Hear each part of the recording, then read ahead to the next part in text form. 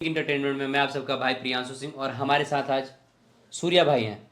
तो मैंने कल एक वीडियो बनाया था जिसपे मैंने अपना गुस्सा जाहिर किया था राजपूत समाज से और हमारे भोजपुरी इंडस्ट्री के पावर स्टार पवन सिंह जी से। तो भैया मैंने तो भाई जो काम है मेरा वो करूँगा ही, लेकिन मैंने एक चीज़ उसमें बोला था कि पवन सिंह जी आप कहाँ सोए हैं। फैन को ये बात मतलब कुछ फैन नहीं भाई, वो अंधभक्त होते हैं, वो फैन नहीं अंधभक्त होते हैं। तो मैं उन अंधभक्तों के लिए एक वीडियो बना रहा हूं, तो आप लोग जरूर सुनिएगा इस वीडियो को।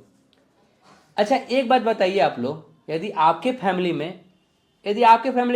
के फैमिली में, भगवान करे किसी की फैमिली में ऐसा घटना ना हो, लेकिन यदि किसी के फैमिली में ऐसा होता है कि एक ही फैमिली या अगल बगल के किसी के मतलब किसी को 3 आदमी को मार दिया जाता है, वो भी निर्मम हत्या, जो कि पीट पीट कर मारा जाता है। ये वीडियो आप लोग देखिएगा ना तो आपका दिल दहल जाएगा। उसके बाद क्या प्रतिक्रिया देते हैं, कुछ बताइए आप। देखिए, अंधभक्त की जहाँ तक बात रही तो हम अंधभक्त हैं, हमको अंधभक्त मान लीजिए भाई। अंधभक्त का मतलब ये होता है कि पवन सिंह जी, पवन भैया जिनको हम लोग भैया कहते हैं, पवन सिंह तो बहुत कम ही कहते हैं एकदम। वो मतलब कुछ भी करे, कुछ भी करे, अंधभक्त को वो सही लगता है। वो कहता है सबकी काहे खातिर आई के राजपूत के ठेका लेकर रख ले बड़े।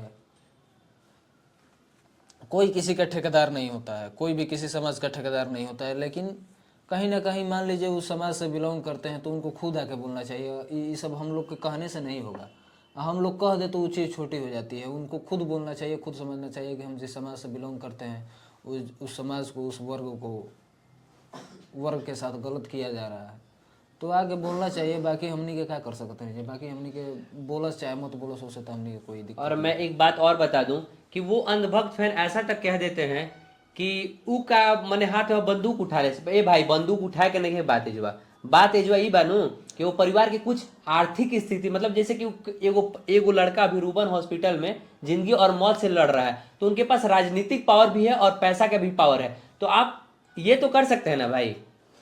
आप ही लोग ये बताइए कि पवन सिंह के पास किस चीज का कमी है। किसी चीज़ का कमी नहीं है। उनको ये नहीं कहा जा रहा है कि आप हथियार उठा के आइए, चाहे आप आई के फाइटा फाइटी करिए। आर्थिक रूप से मदद करना चाहिए, चाहे जो भी हो। आर्थिक रूप से, सामाजिक रूप से आपके पास हर कुछ है, तो आप हर चीज में सक्षम है। हर लाइन में आप सक्षम है।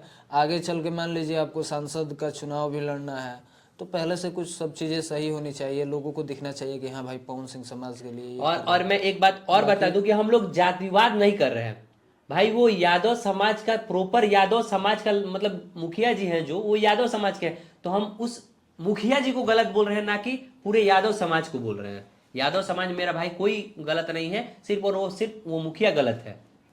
हर समाज में 10 लोग 5 लोग गलत होते हैं। तो भाई यहाँ जातिगत रंजिश नहीं डालना, क्योंकि अपराधी का कोई जात नहीं होता और कलाकार का भी कोई जात नहीं होता। लेकिन आजकल